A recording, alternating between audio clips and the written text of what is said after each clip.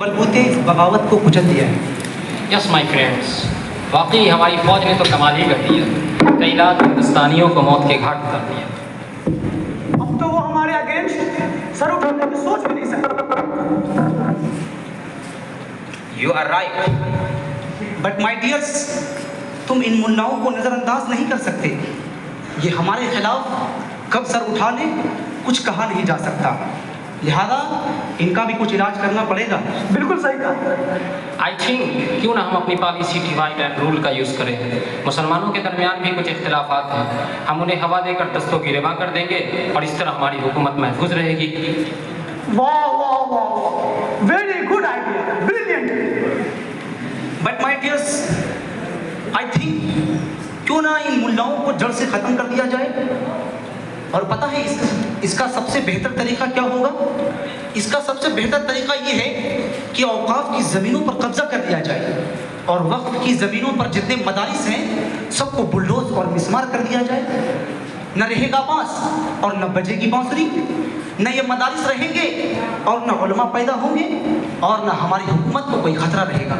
आप लोगों का क्या ख्याल है? ओह माय गॉड, क्या साजिशी ध्यान है तुम्हारा। जीनियस।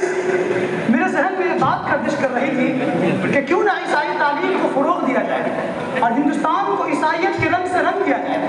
अगर ईसाइयत का रंगा हो गया तो फिर हमें फिक्र करने की जरूरत ही नहीं। इसलिए हमें एक ऐसी जमात तैयार करनी चाहिए जो हमारी करोड़ों रियाया के दरमियान मुतरजिम हो, जो खून और रंग के एतबार से तो हिंदुस्तानी हो, मगर मजाक, राय, अल्फाज और समझ के एतबार से अंग्रेज हो। एक बात और है जिस पर हमें तवज्जो देने की सख्त ज़रूरत है, वो ये है कि मुसलमानों को अहम मनासिब से अलहदा रखा जाए, उन पर माश के दरवाजे बंद कर दिए जाएं, जो के लिए आला तालीम की शर्त जोर दिल है कि उनमें सियासी आज़ादी हासिल करने की काबिलियत पैदा होने की हरगिज़ उम्मीद नहीं।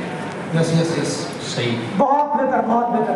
चलिए फिर इन निकात पर अमल करते हुए मुसलमानों से जज्बा हुर्रियत को ख़त्म कर देते हैं और उनको अफलास व तंगदस्ती का शिकार बनाकर उन्हें एहसास कमतरी में मुब्तला कर देते हैं। फिर वो आज़ादी का ख्वाब देखना ही छोड़ देंगे।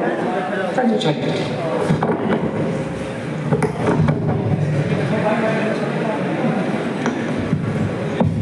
अंग्रेजों के इन मंसूबों और